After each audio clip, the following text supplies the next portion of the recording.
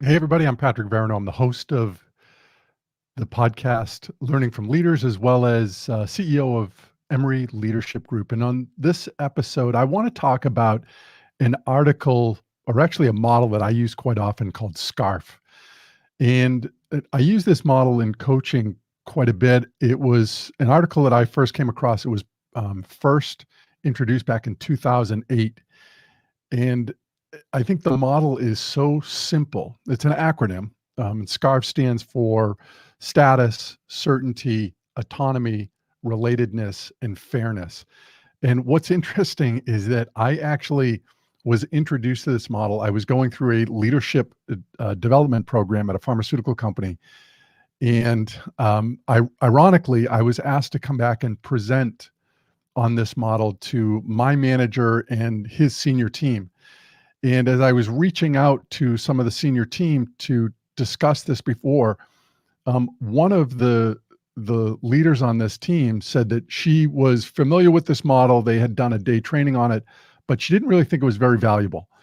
And it shocked me because this really was, to me, the piece that was missing within our own organization. Certainly with my manager as well, I felt like a lot of these five social behavior domains were lacking, were missing. And if they had been there, I think it would have created a different environment. So what I want to talk about is how can you use this model called SCARF, which was developed by Dr. David Rock, who actually wrote a book. I've got a copy of it right here. It was updated in 2020. Your Brain at Work, a fabulous book, worth the read. And also, I will have in the show notes on this the article that I'm going to really speak to in regards to the SCARF model. It's so valuable. But as I mentioned, I've got a copy of the article right here that I'm just going to read a couple things from here that I think are so fitting. Right now, this is 2008. So this is the opening paragraph. It says, in a world of increasing interconnectedness and rapid change. Now, I'm sure some would argue right now that maybe we're in a world of disconnectedness as opposed to interconnectedness. But nonetheless, there is a growing trend or a growing need to improve the way people work together. And I think that's going to be true as well as we look to what's going to happen in a remote working environment. How are we going to do this? Understanding the true drivers of human social behavior is becoming ever more urgent in this environment. Now, this was written in 2008, and we can all probably agree that this could have been written today. There's so much of this is relevant.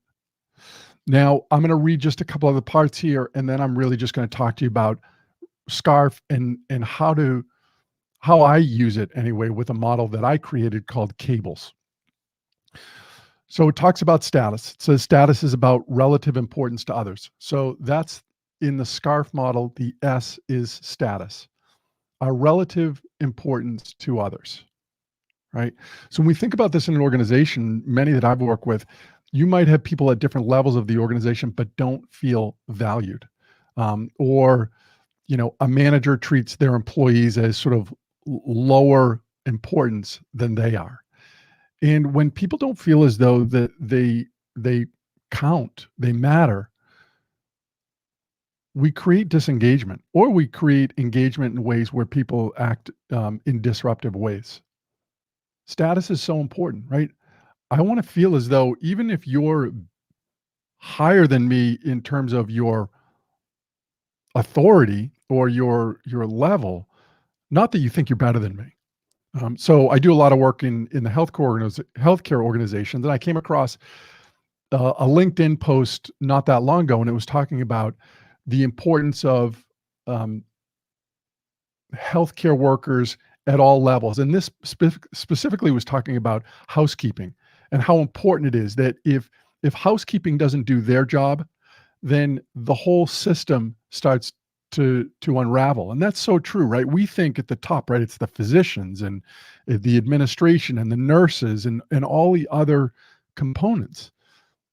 But it's not. It's everybody in there. And housekeeping plays a very important role. When I do work in that environment, and we might be working around a survey that was done or around disengagement, and they find out that their organization is having a problem in this either through Press Ganey surveys that were done or Gallup surveys that were done within the organization.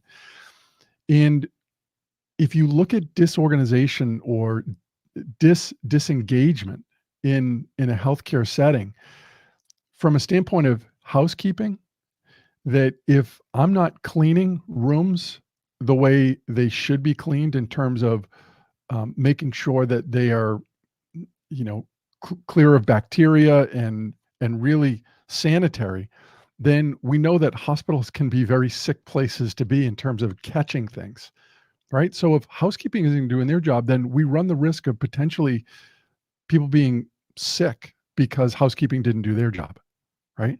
They play a very important role here. The next one in this model is certainty, and I'll read what the definition is here. It says certainty concerns being able to predict the future.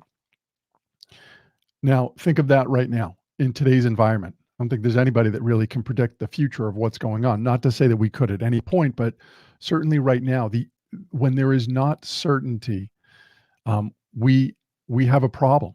And what this talks about in terms of the SCARF model is that there are drivers that activate either a threat response or a reward response.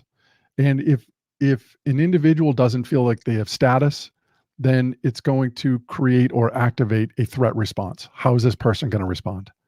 Certainty the same way, right? If I don't know what's going on here, is my job safe? Am I safe? It creates an environment where it can create disengagement. So the next we move on to is autonomy. And by this definition, it says autonomy provides a sense of control over events. Again, think of the current environment that we're in, right? I think there's a lot of people that don't feel as though they have much control over what's going on in their workplace, right? Remote work, am I coming back? Do I have to get vaccinated? Am I ever going to come back? There's just a lot of that going on right now. And from a standpoint of autonomy, how much say do I have in what's going to happen, right? That becomes really important. There's a lot of different research around this area. A great book that I will often reference is by Dan Pink around motivation. And one of the three drivers that he talks about in his book that creates employee motivation is autonomy, our ability to feel as though we have some control over where we're going. So important. The next one is about relatedness. And here it says, relatedness is a sense of safety with others, of friend rather than foe. Again, we think about this today, and there seems to be so much polarization going on. We need to feel connection. We need relatedness. And when we don't have that, right, we either activate a threat response, or when we do have it, it satisfies us. It creates a reward response. The last one that it talks about here is fairness. And it says, fairness is the perception of fair exchanges between people. So we can think of this in an organization. Does everybody play by the same rules? Do you get preferential treatment and I don't? Then we don't have fairness. That's going to create a threat response versus reward. So those are the 5 domains that we talk about in SCARF: status, certainty, autonomy, relatedness, and fairness. Now, as I mentioned, I created a model that I use called CABLES. And CABLES is also an acronym, and the intention behind it is to think of being on a bridge. And we call this a relationship bridge, and it could be personal or professional. And if you think about the Golden Gate Bridge, it's a massive bridge. It has one cable that runs from end to end that is about 3 feet in diameter, but it's made up of about, I think, 27,000 individually wrapped cables. That each one of those adds to the strength of that bridge. And to me, it's the same as our relationships. There are behaviors that are the strength or weakness of the relationship that we have with others is based on our behaviors.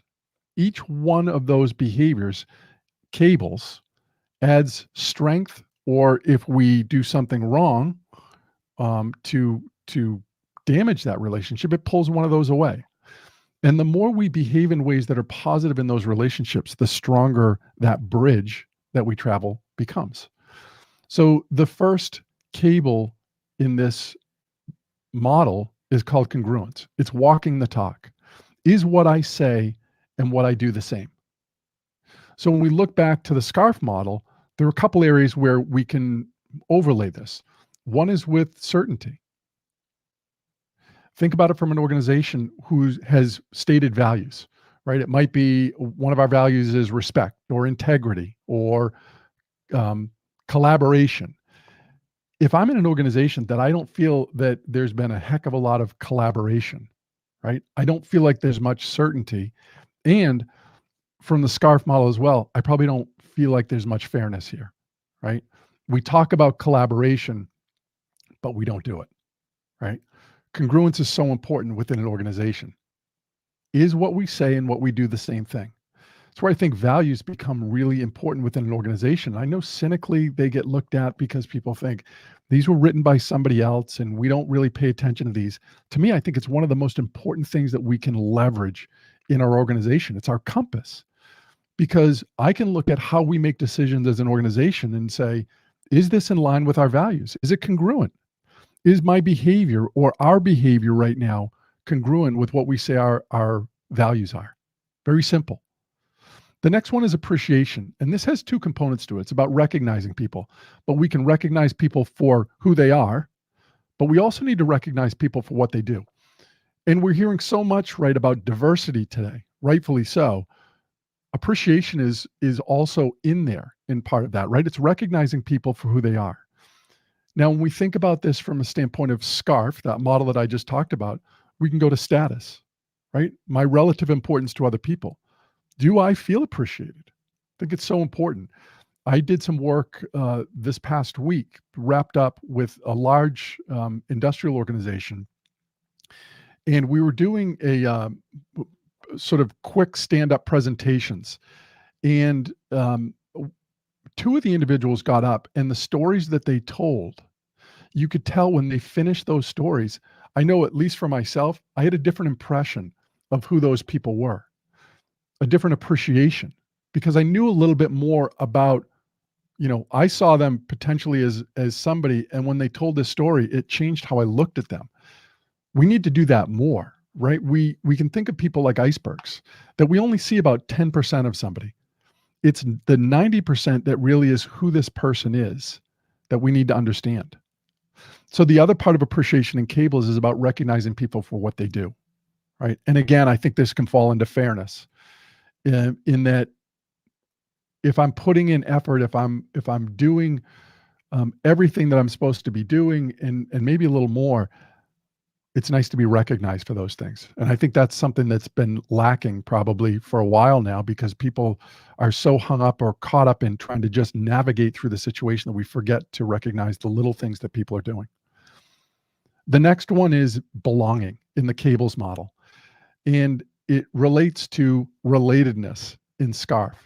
A lot of research in regards to belongingness, how important that is, right? We need connection. We're pack animals.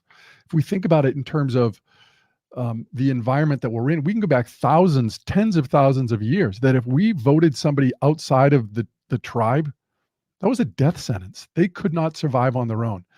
And I would argue that the same thing happens today when we are not part of the in-group, and I don't mean this from a popularity standpoint, when we feel as though we're pushed outside of the group or ostracized, we're going to have problems.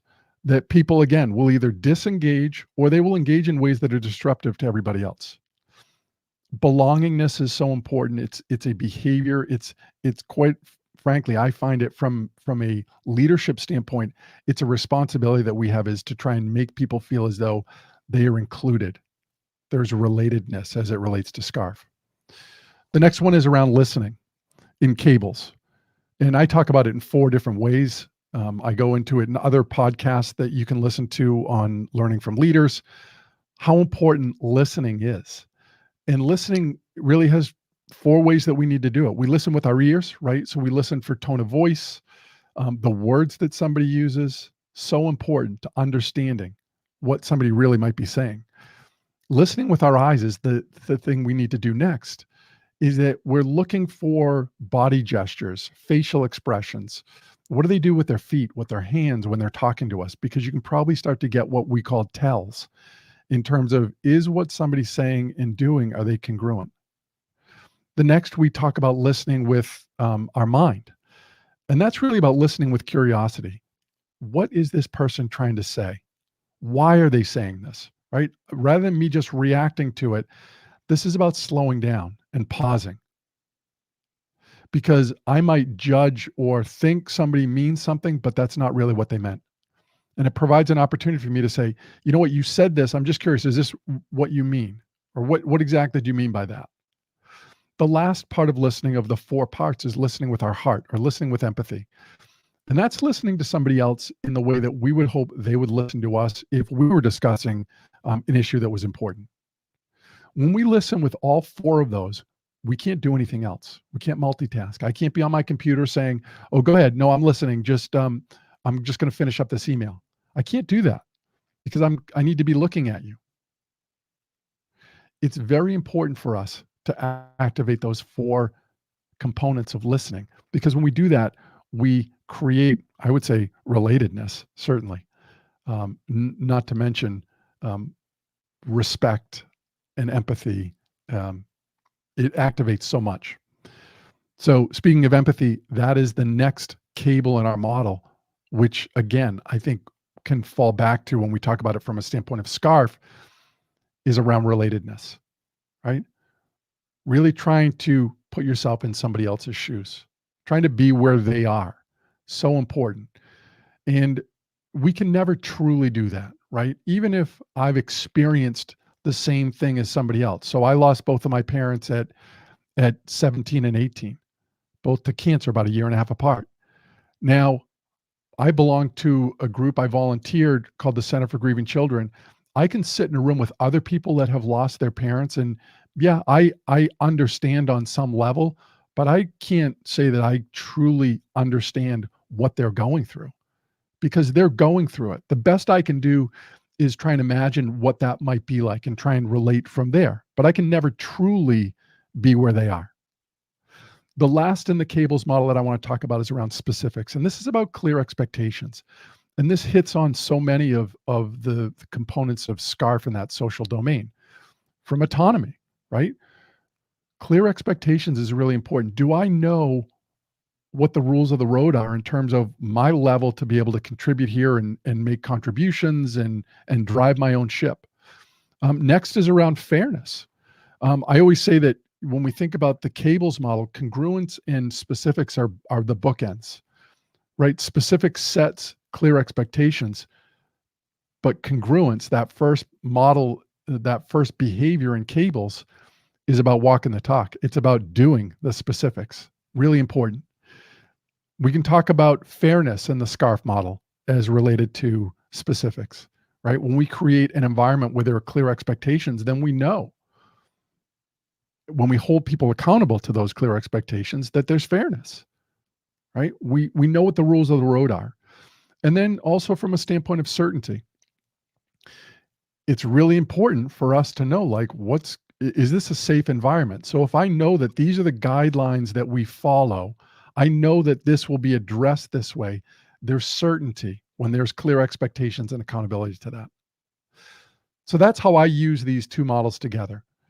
SCARF, I think, is an incredibly powerful model. I would recommend you take a look at it. As I mentioned, I'll post a link to the article so that you can have a read yourself. I think it would be worthwhile. And then cables, I'll leave some links in regards to some of the past podcasts that I have that speak specifically on cables. I hope you found this valuable. I hope you enjoy your day and rise above your best.